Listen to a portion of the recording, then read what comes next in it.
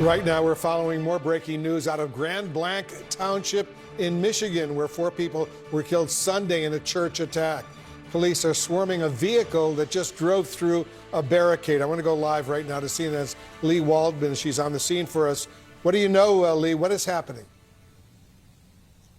Well, just shortly after we spoke to you moments ago, we looked and we saw officers running from what appears to be the command center here, running towards the barricade that's in place there. And you can see that red vehicle that they're still inspecting. We can see it appears to be FBI agents there. We've seen state police who was there, and we heard officers talking. They said that the man drove through a barricade and there was a gun in the front seat of that car. Now, we have colleagues who are at a different angle. They got some video as well, and from their video, it appears that this is some kind of a long gun in the front seat of that vehicle. Now, officers, again, overhearing what they were talking about, they said that they have that man in custody. We believe he is in that police vehicle that's right besides that red vehicle there that you can see officers still focusing on there. Now, we did some brief research before talking to you, Wolf, and we know that Michigan does have an open carry law here. You still are required to have a background check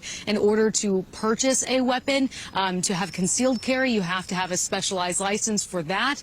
But we do know at this point that this vehicle attempted to drive through the barricade where officers stopped the man inside and they noticed that gun. I also want to show you, Wolf, how close we are, if we can, to the church itself. We're just down the street from where this attack happened at this church Sunday morning. So obviously this is a heightened security situation. The street is filled with different law enforcement vehicles, and this red vehicle here with a driver inside attempted to make their way down the street here. Obviously not a lot more information we can bring you, Wolf. We know that man is in custody. We're going to press police for answers. We know there's a press conference happening in a little less than an hour from now, hoping to get some answers, clarity on that as well. Do we know when that red vehicle went through that barricade if anyone was injured in the process? At this point, Wolf, no, we're not hearing any injuries. We didn't see EMS rushing to the scene here. What we saw was a group of officers, some running from down the street, others running from what appears to be this command center here. You can see large tractor trailers in place, officers going in and out of that building there, using it as a station point here to conduct their investigation. We just saw those officers running down the street, so we started to run too, trying to get the latest information to bring to all of you. The situation much calmer now than it was even just 10 minutes ago. All right, Lee Waldman, thank you very much for that update. Stay safe over there. We'll be in close touch with you. I want to get some perspective right now, some law enforcement perspective from Jason Armstrong, I should say. He's a former police chief of Ferguson, Missouri. He understands what's going on. Thanks very much for joining us. What do you make of this driver that officers just took into custody at the police barricade with some sort of weapon in the front seat? Whenever we have a critical incident like what we experienced yesterday, one of our biggest fears in law enforcement is that somebody is going to be inspired to copycat or do something that is similar to get a similar response and reaction from the community. And so when I hear about this vehicle coming through the barricade, 2 things come to mind. One, was it a barricade where all traffic was stopped from entering that area, or was it a controlled access point where they were allowing some individuals to come in that may live in the area or have a valid reason for needing to enter that area? And so if it was somebody who was just trying to drive around a barricade that no vehicles were supposed to be allowed in, that sends the signal that this could be somebody that is looking to copycat and to do another incident like what we saw yesterday.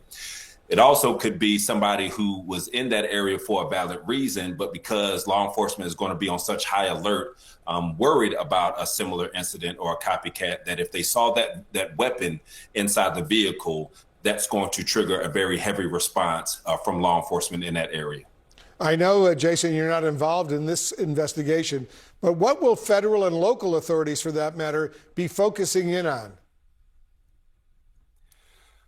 Anytime we see one of these catastrophes happen in our communities, the number one thing that we're trying to find out, and we know that the community wants these same answers, is why did this happen? And what did we know, if anything, before it happened that could have helped us or helped somebody prevent this from happening. And that's going to be the number one thing that they're going to try to find out. I know we haven't heard a real motive up to this point.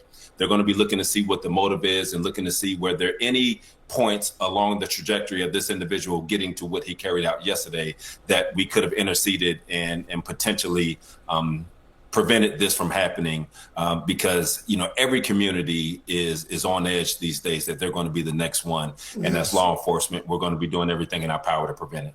Certainly true. Earlier, just a little while ago, the White House actually called the deadly attack on this church in Michigan an act of evil, and also said this about the gunman. Listen. From what I understand, based on my conversations with the FBI director, all they know right now is this was an individual who hated people of the Mormon faith. And they are trying to understand more about this, how premeditated it was, how much planning went into it, whether he left a note. All of those questions have yet to be answered, but certainly will be answered by the FBI.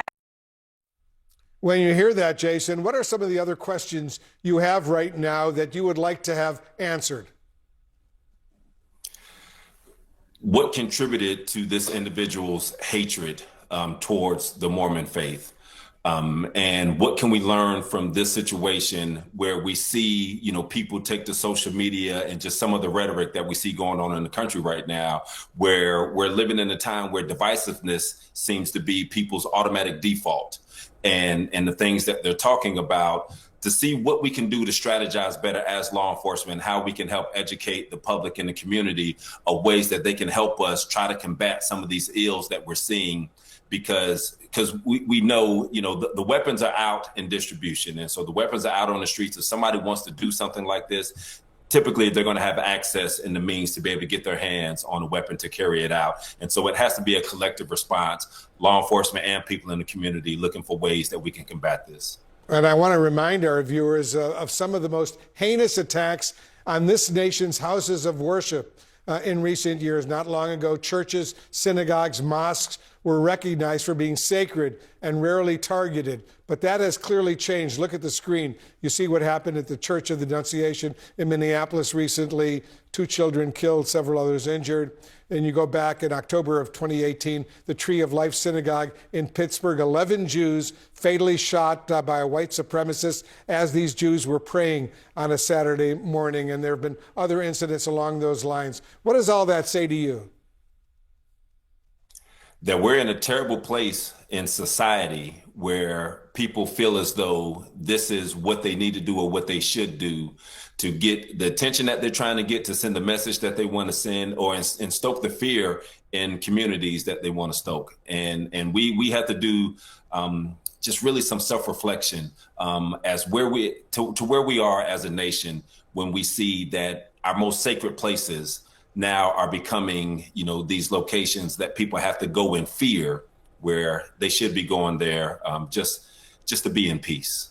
Do churches, synagogues, and mosques across the country now, Jason, need to beef up security? Absolutely, they do. I just got a call recently this week from a church that wants me to come in. They want to talk about their security measures. And that was before this incident happened, just coming on the heels of some of the other incidents that we've seen, like what we saw in Minneapolis a short time ago. And so that's one of the things that we're encouraging, all of these houses of faith that we now see are a target for individuals who want to carry out this type of activity. They all need to be on alert, and they all need to be implementing safety plans to make sure that they're doing everything in their power to protect the people that are coming there. Yeah, it's awful to think about what's happening in our country right now. All right, Jason Armstrong, thank you very much for your expertise.